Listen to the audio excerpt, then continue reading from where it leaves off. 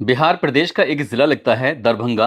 और दरभंगा में आफरीन नाम की एक लड़की, जिसकी उम्र लगभग 16 या 17 साल के आसपास रही होगी, वो अपनी भाभी का इलाज कराने के लिए उस हॉस्पिटल में जाती है। वहाँ उसे कई दिन रहना पड़ता है और इसी रहने के दौरान ही एक सफाई कर्मचारी, जिसका नाम रघुनंदन होता है, उससे प्यार हो जाता है। इन दोनों की प्यार मोहब्बत कुछ इस कदर चलता है कि किसी ने इस बात की कल्पना नहीं की थी। और जब लगभग इनकी प्यार मोहब्बत आगे बढ़ता है, तो इसके बाद फिर 1870 किलोमीटर दूर उस लड़के की लाश मिलती है, वो भी 7 टुकड़ों में मिलती है। पुलिस इस घटनाक्रम के खुलासे के लिए तमाम प्रयास कर रही थी, चाहे वो सीसीटीवी कैमरे हो, चाहे वो गुमशुदा की तलाश हो, चाहे वो अलग अलग थानों में लिखी गई एफआईआर हो। लेकिन पुलिस को उस कातिल की तलाश थी कि आखिरकार कत्ल क्यों किया गया है और क्यों इसके इतने सारे टुकड़े किए गए हैं। लेकिन पुलिस की कोशिश उस वक्त नाकाम हो जाती है जब कोई सबूत ही नहीं मिलता। उस लड़के के हाथ पर लिखा हुआ था RA, और यहीं से इन दोनों नामों में से एक नाम में कातिल का नाम छिपा हुआ था। पुलिस ने उस कातिल को पकड़ा, गिरफ्तार किया और जेल भेज दिया। जब इस घटनाक्रम का खुलासा होता है, तो लोगों को यकीन नहीं हो रहा था कि आखिरकार ये लाश इतनी दूर पहुंच कैसे गई। आदाब, नमस्कार, सत श्री अकाल। मैं उस्मान सैफी। आज की जो सच्ची घटना मैं आपको सुनाने जा रहा हूं, ये सच्ची घटना है बिहार प्रदेश का एक जिला है दरभंगा, और दरभंगा का ही एक थाना लगता है मनीगाछी, और मनीगाछी थाना क्षेत्र का गांव लगता है कन्होनी। दरअसल जितेंद्र पासवान, जो कि इसी गांव के रहने वाले होते हैं, इनका एक बेटा है जिसका नाम रघुनंदन पासवान होता है। उम्र उसकी 21 साल के आसपास होती है। 31 अक्टूबर 2024 की रात लगभग 10:30 बजे के आसपास का वाकया हो रहा था। वो अपने बेटे को फ़ोन करते हैं, फ़ोन करके पूछते हैं कि तुम कहाँ पर हो। तो जो उसका बेटा होता है रघुनंदन पासवान, वो कहता है कि पिताजी, मैं अपने दोस्त के पास आ चुका हूँ। मैं अपने दोस्त से बात करके उससे फ्री होकर तुरंत वापस आऊँगा और आपसे फिर बात करूँगा।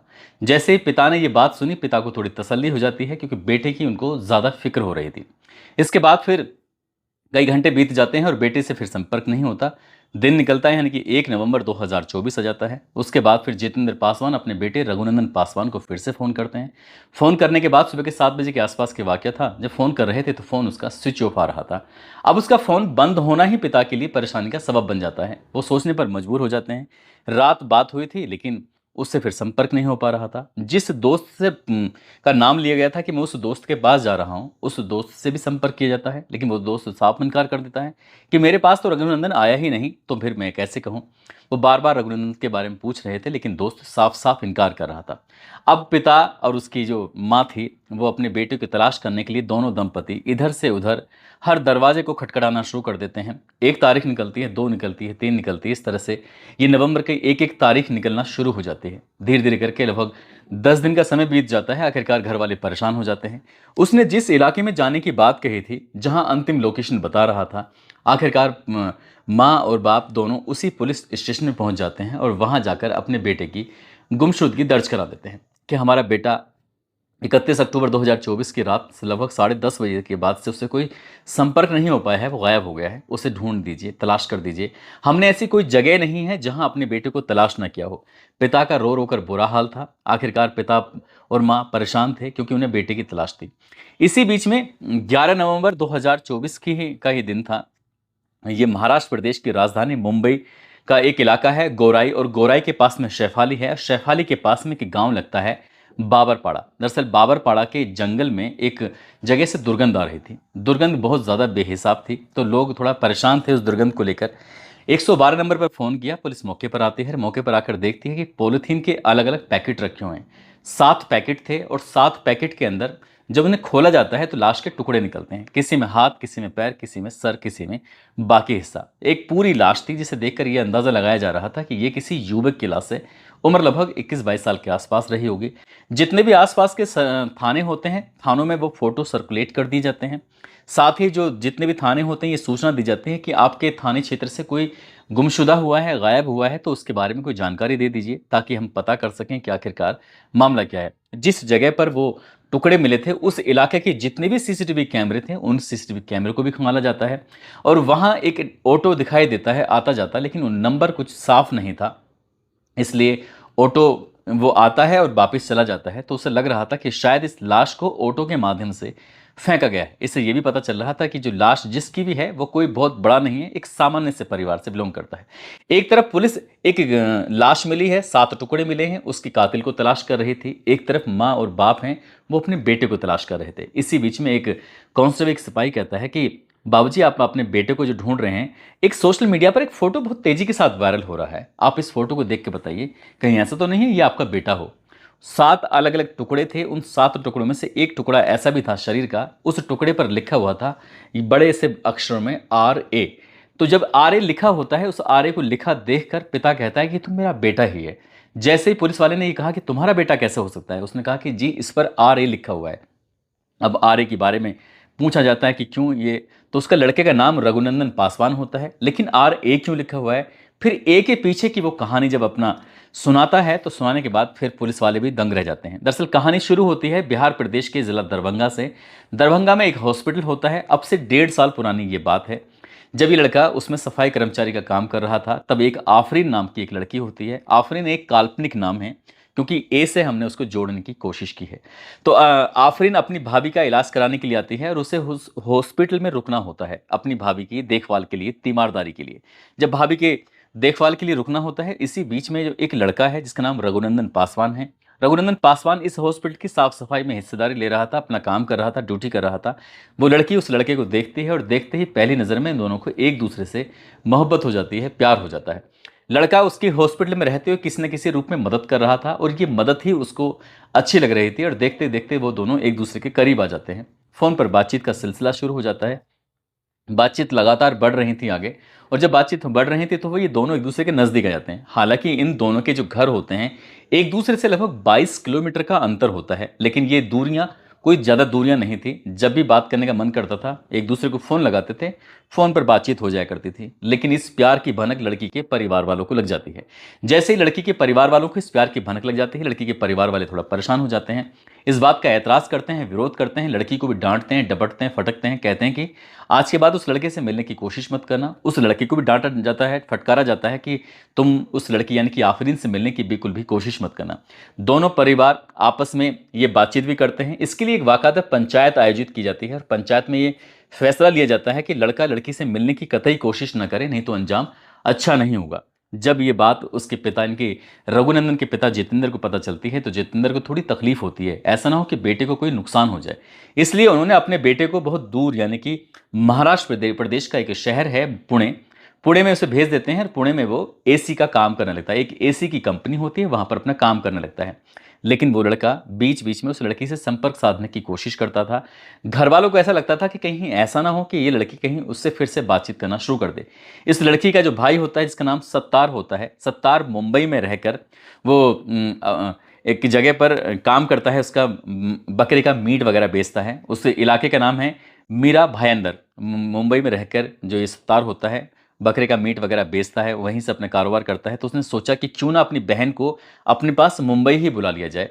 तो इसलिए वो अपनी बहन को मुंबई बुला लेता है। लड़का पुणे में रहने लगता है और लड़की मुंबई में मीरा भायंदर में रहना शुरू कर देती है। पिता अपने बेटे से ऐसा कोई दिन नहीं था, ऐसा कोई लम्हा नहीं था जब उस पर नजर नहीं रखता था। जितेंद्र पासवान अपने बेटे यानी कि रघुनंदन से बार बार बातचीत करता था और पूछता था कि तुम कहाँ हो, ठीक हो। जब बेटा घर आ जाता था, सो जाता था, तो तसल्ली हो जाया करती थी।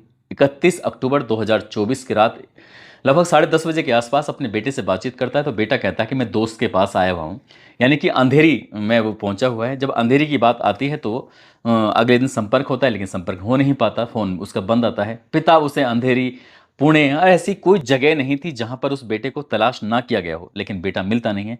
आखिरकार लाश मिलती है। लाश के हाथ पर एक जो उसको हाथ था, उस पर आर्य लिखा जाता है, और ये आर्य की कहानी जब समझाई जाती है पुलिस को, तो पुलिस ने उस सत्तार की तलाश करना शुरू कर देती है। आखिरकार पुलिस 13 नवंबर 2024 को सत्तार नामक लड़के को गिरफ्तार कर लेती है। मीरा भायंदर से गिरफ्तार करने के बाद उससे पूछताछ करती है। शुरुआत में वो इधर उधर की कहानी बताना शुरू कर देता है, लेकिन जब पुलिस उससे सख्ती से पूछताछ करती है तो वो राज खोल देता है। राज कुछ इस तरह से खोलता है कि इस लड़के ने यानी कि रघुनंदन ने इस लड़की से संपर्क करने की कोशिश की, लेकिन उस लड़की का नंबर जो था वो बंद हो चुका था। इसलिए उसने हिम्मत जुटाई और हिम्मत जुटाने के बाद लड़की के भाई सत्तार को ही फ़ोन मिला दिया और सत्तार से बातचीत की।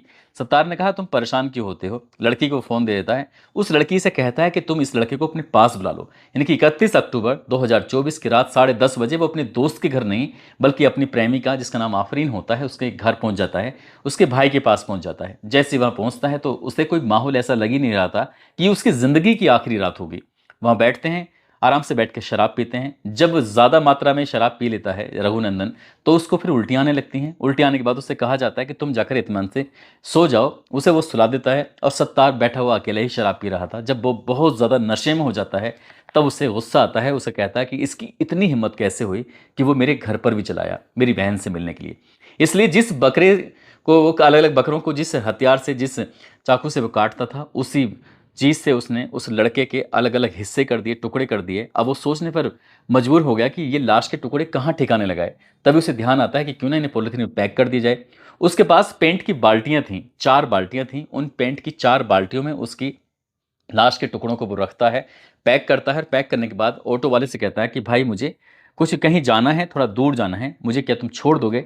ऑटो वाला आता है, पैसे तय होते हैं और पैसे तय होने के बाद उसे वो गोराई क्षेत्र जो बोरीवली पश्चिम में पड़ता है, वहाँ पर एक गोराई है, गोराई में सैफाली है, सैफाली के पास एक गांव लगता है बाबरपाड़ा। वहाँ पर उस 4 बाल्टियाँ जो होती हैं पेंट की, उन 4 बाल्टियों को लेकर चला जाता है। और जब उसे उतार के वो ऑटो वाला वहाँ से आराम से निकल जाता है और इन लाश के टुकड़ों को वो उस बाबरपाड़ा के जंगल में फेंक देता है। ये 1 नवंबर 2024 की सुबह में उसने ये काम किया था। आराम से काम करके वो अपना निकल जाता है। उधर तो लड़के के परिवार वाले अपने बेटों को ढूंढ रहे हैं, इधर वो लाश को ठिकाने लगाकर इत्मीनान से हो जाता है कि उसे उसे ये लग रहा था कि शायद इस कत्ल का कभी खुलासा नहीं होगा। अगर खुलासा करने की पुलिस कोशिश भी करेगी तो लाश कभी मिलेगी नहीं। लेकिन वो नहीं जानता था कि कत्ल करने का चाहे कितना भी नायाब तरीका क्यों ना हो, लेकिन कातिल कोई ना कोई राज छोड़ देता है। और इसमें राज छूटा था उसके हाथ पर लिखे हुए आर। आर से तो बनता है रघुनंदन और ए से उस लड़की का असली नाम था, क्योंकि हमने अपनी कहानी में काल्पनिक नाम लिया है बार बार। आखिरकार पुलिस ने उस लड़के की जो आरोपी होता है सत्तार, उसको गिरफ्तार कर लेती है और गिरफ्तार करने के बाद उसको जेल भेज देती है। जो लड़की है, लड़की अपने परिवार के साथ वापस पहुंच गई है। अब शायद सत्तार की जिंदगी पूरी सलाखों के पीछे गुजरेगी और लड़की जो बार बार उसे समझाने की कोशिश कर रहे थे और लड़के को बार बार समझाने की कोशिश कर रहे थे, दोनों में से कोई मान नहीं रहा था और उसके परिवार से उनका बेटा छूट चुका है जो शायद कभी लौटकर अब वापस नहीं आएगा। दोस्तों, इस पूरे घटनाक्रम को सुनाने का उद्देश्य किसी को परेशान करना नहीं है, किसी का दिल दुखाना नहीं है, बल्कि आपको जागरूक करना है, आपको सचेत करना है। और जाते जाते इटावा के रहने वाले नरेंद्र सिंह हैं, प्रिंस कश्यप हैं, पवन मेहरा हैं, आज इन तीनों साहब का जन्मदिन है। इनको जन्मदिन की ढेरों सारी शुभकामनाएं, बहुत बहुत मुबारकबाद। साथ ही कुछ लोगों ने नाम लेने की अपील की है, जिसमें राम थापा चंडीगढ़ से हैं, इकराम आलम दुबई से, बाराबंकी से वंदना है, इटावा से दिशा श्रीवास्तव, सऊदी अरब से मोहम्मद फ़हीमुद्दीन, हरिद्वार से मोहम्मद आदिल, महमूदपुर से वासिफ खान, प्रयागराज से ऋषि राम, मनोहर कुमार, जफर अली, मिर्ज़ापुर से अकबर खान, इटावा से रोहित कुमार, बिहार से भीविश कुमार सैनी, विवेक कुमार, किरण रावल, मनोज प्रजापति। आप सब लोग अपना ख्याल रखें, सुरक्षित रहें। जय हिंद, जय भारत।